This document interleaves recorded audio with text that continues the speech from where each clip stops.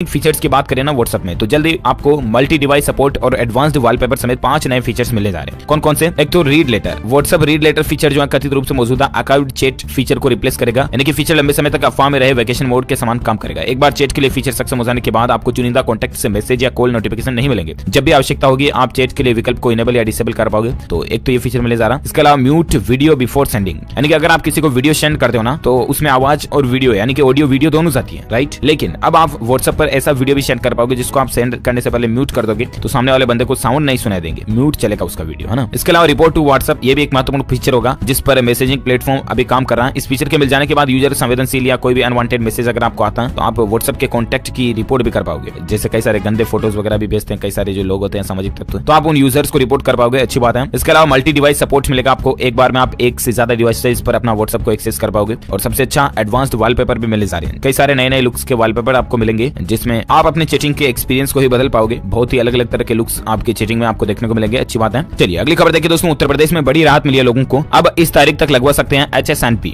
HSNP बोले तो high security number plate लगवाने की तारीख को उत्तर प्रदेश सरकार ने बढ़ा दिया। इससे पहले उत्तर प्रदेश सरकार सभी वाहनों पर 30 नवंबर तक हाई सिक्योरिटी नंबर प्लेट लगवाना अनिवार्य किए थे, लेकिन यूपी गवर्नमेंट ने व्यावसायिक वाहन मालिकों को बड़ी राहत देते हुए आदेश दिया कि जिन लोगों ने अप्रैल 2019 से पहले वाहन खरीदे वो व्यावसायिक वाहन स्वामी अब 28 फरवरी 2021 तक हाई सिक्योरिटी नंबर प्लेट लगवा सकते हैं। जी हाँ, तो ये वाकई में यूपी गवर्नमेंट की तरफ से बहुत ही अच्छा फैसला लिया गया है। अगली खबर देखिए दोस्तों, अंतर्देशीय मछली पालन में भी उत्तर प्रदेश टॉप पर रहा है। यूपी को लेकर और एक अच्छी खबर यह है, यूपी राज्य को एक नया पुरस्कार मिला। दरअसल अंतर्देशीय मछली पालन के क्षेत्र में बेहतर करने के लिए उत्तर प्रदेश को सर्वश्रेष्ठ पुरस्कार मिला, जबकि समुद्री क्षेत्र के खिताब से उड़ीसा को नवाजा गया। पहाड़ी व पूर्वोत्तर राज्यों की कैटेगरी में सर्वश्रेष्ठ का अवार्ड असम को दिया गया है। तो इनको जरूर ध्यान में रखिएगा आप, क्योंकि कई बार कॉम्पिटिटिव एग्जाम में करंट अफेयर्स के रूप में पूछ लिए जाते हैं ये सवाल जवाब, सो प्लीज बी रिमेंबर। चलिए बात करें अगली खबर में आज के कुछ मौसम समाचार को लेकर अपडेट मैं आपको बता दूं फटाफट से। तो एक तो दोस्तों उत्तर भारत में शीतलहर की दस्तक हो चुकी है, इन जगहों पर बारिश का अलर्ट भी है। दरअसल पहाड़ों पर हो रही बर्फबारी का असर मैदानी इलाकों में भी देखने को मिल रहा है। और इसके बाद दोस्तों दिल्ली एनसीआर समेत उत्तर भारत में तापमान में तेजी से गिरावट देखने को मिल रही है। दिल्ली का न्यूनतम तापमान कल ही 6.9 डिग्री सेल्सियस पर गिर गया, जो कि साल 2003 के बाद से नवंबर के महीने में सबसे कम टेम्परेचर भी रहा। यानी कि इस बार ठंड बहुत अच्छी खासी पड़ने वाली है। आप ध्यान रखें अपनों का, अपने खुद का भी, आपके बच्चे बच्ची, बड़े बुजुर्ग माता पिता जो भी हैं उनके घर में आप उनका ख्याल रखें और ध्यान रखें कहीं उनको ठंड ना लग जाए। अगली खबर देखिए दोस्तों, तमिलनाडु पंडिचेरी पर चक्रवाती तूफान का साया है। उत्तर भारत में ठंड का कहर बढ़ा है, लेकिन तमिलनाडु और पंडिचेरी ये दो जगहों पर चक्रवाती तूफान की चेतावनी जारी की गई है 25 नवंबर को। तमिलनाडु पंडिचेरी और कराईकल क्षेत्रों के ज्यादातर स्थानों पर बारिश होने और कुछ स्थानों पर भारी से बहुत भारी बारिश होने और दूर दराज के क्षेत्रों में बेहद भारी बारिश होने की संभावना जताई है। तो ये मौसम विभाग की तरफ से चेतावनी और अलर्ट आ रहा है। और एक खबर देख सकते हैं आज के मौसम की अगर बात करें ना तो कुछ राज्यों में हल्की बारिश के आसार देखे गए। दिल्ली समेत उत्तर भारत में ठंड भी बढ़ी है, मैंने आपको बता दिया। वैसे संपूर्ण भारत के 23 नवंबर 2020 के मौसम पूर्वानुमान की बात करें दोस्तों तो अगले 24 घंटों के दौरान हिमाचल प्रदेश, लद्दाख, जम्मू कश्मीर, गिलगित बाल्टिस्तान, मुजफ्फराबाद के भागों में हल्की से मध्यम बारिश होने की संभावना है। वहीं अंडमान व निकोबार द्वीप समूह पर भी हल्की से मध्यम बारिश हो सकती है। पूर्वोत्तर भारत में हल्की से मध्यम बारिश हो सकती है। तमिलनाडु, आंध्र प्रदेश के तटीय भागों में भी बारिश देखने को मिल सकती है और बाकी देश के दूसरी जगहों पर मौसम शुष्क बना रहेगा। तो ये रहा आज का वेदर न्यूज अलर्ट। वहीं दोस्तों आज के पेट्रोल डीजल प्राइस की अगर बात करें ना तो आज फिर से पेट्रोल डीजल महंगा हुआ है। 1 लीटर पेट्रोल और डीजल का रेट अभी क्या चल रहा है तो मैं आपको बता दूं, पिछले 3 दिन के अंदर 40 पैसे प्रति लीटर तक पेट्रोल महंगा हुआ, जबकि डीजल के दाम भी 61 पैसे प्रति लीटर तक बढ़े। और उसके बाद बेसिकली अभी राजधानी दिल्ली में पेट्रोल का रेट तो चल रहा है 81 रुपए 46 पैसे प्रति लीटर पेट्रोल का रेट है, जबकि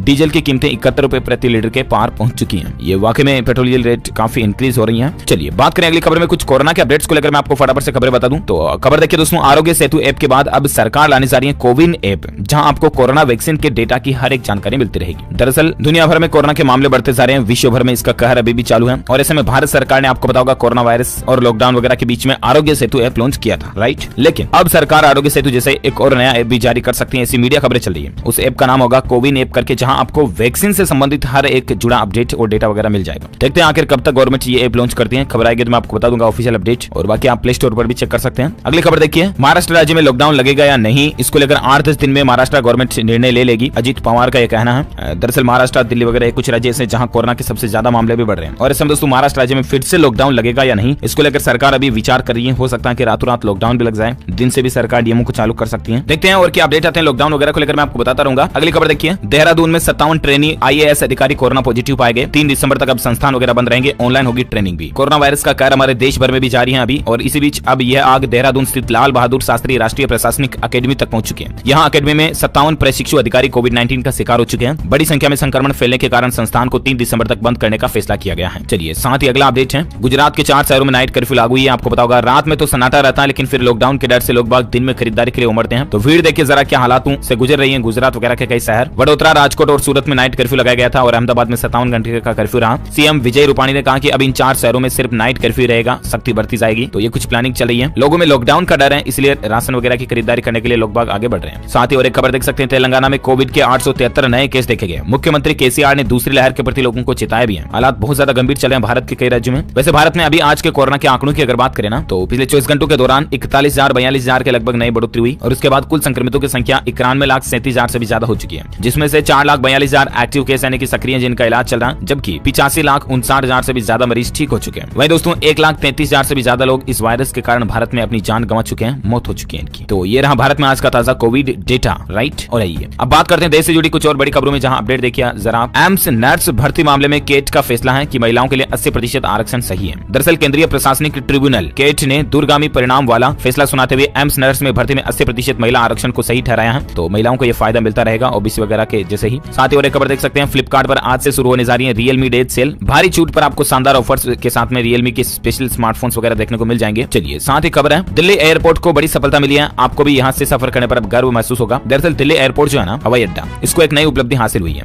जी हाँ, जरा समझिए, ये जो हवाई अड्डा है ना, ये पूरे एशिया प्रशांत क्षेत्र में कार्बन उत्सर्जन के मैनेजमेंट में केवल 4+ एक्रीडेशन के लेवल पर रहा है और इस हवाई अड्डे को 2030 तक पूरी तरह से कार्बन एमिशन फ्री बनाने की दिशा में भी काम चल रहा है। तो ये ध्यान रखिएगा, आप करंट अफेयर्स में पूछ लिए जाते हैं बहुत बार कॉम्पिटिटिव एग्जाम इस तरह के सवाल भी। चलिए अगली खबर है दोस्तों, अगर आपके पास जियो सिम है तो फिर बोल करिए, आपके कई सारे काम हो जाएंगे। दरअसल रिलायंस जियो ग्राहकों की सहूलियत के हिसाब से जियो के कई सस्ते ऑफर प्लान आते रहते हैं। साथ ही जियो अपनी ऐप माई जियो ऐप में भी कई सारी सेवाएं आपको देता है, जिनका फायदा पाकर ग्राहकों के कई काम आसान हो जाते हैं। जियो के करोड़ों यूजर्स हैं, लेकिन अभी भी कोई यूजर्स हैं जिन्हें जियो की हर सुविधाओं के बारे में नहीं पता है। दरअसल दोस्तों माई जियो ऐप में हेलो जियो नाम के एक वॉइस असिस्टेंट मौजूद है, जिसमें जियो यूजर्स जो है ना, वो वॉइस के जरिए भी कई सारे काम कर सकते हैं, ठीक है ना। जिस तरह से एंड्रॉइड में गूगल असिस्टेंट वगैरह का इस्तेमाल करते हो आप, एप्पल में सीरी वगैरह का, उसी तरह से माई जियो ऐप में हेलो जियो का फीचर का उपयोग आप कर सकते हैं, ठीक है ना। अगली खबर देखिए दोस्तों, एक वैज्ञानिकों के नए शोध में खुलासा हुआ है, सर्जिकल मास्क को ऐसे कर सकते हैं आप दोबारा इस्तेमाल। दरअसल इस समय पूरी दुनिया कोरोना वायरस के तीसरे लहर से गुजरने को चल रही है। इसके चलते पीपीई किट यानी कि व्यक्तिगत सुरक्षा उपकरण जैसे कि दस्ताने, मास्क, फेस शील्ड, चश्मा, रबर के जूते वगैरह, इनकी कमी भी महसूस हो रही है। इस वायरस से रोजाना मरीजों की बढ़ती संख्या में तेजी से बढ़ोतरी भी हो रही है और ऐसे में वैज्ञानिकों की एक रिसर्च बताती है दोस्तों की सर्जिकल मास्क के पुनः इस्तेमाल को लेकर एक गहन अध्ययन स्टडी की गई। उसमें पता चला कि आप मास्क को वापस धो दुबा करके उसको सैनिटाइजर वगैरह यूज करके वापस रीयूज कर सकते हैं, काम में ले सकते हैं, ठीक है ना। अगली खबर देखिए, G20 समिट में प्रधानमंत्री नरेंद्र मोदी बोले, एलईडी लाइट को प्रचलित कर हम कार्बन उत्सर्जन में भारी कमी लाकर आए। जी हाँ, प्रधानमंत्री नरेंद्र मोदी ने कल ही 15वें G20 शिखर सम्मेलन को संबोधित किया और इस दौरान पीएम मोदी ने अपने संबोधन में जलवायु परिवर्तन समेत पर्यावरण जैसे कई मुद्दों पर अपने विचार भी रखे। पीएम ने कहा दोस्तों कि जलवायु परिवर्तन से लड़ने पर अपना ध्यान केंद्रित रखना भी उतना ही महत्वपूर्ण है। तो आप भी कार्बन उत्सर्जन कम करने वाली चीजों का इस्तेमाल करें और सपोर्ट करें इंडिया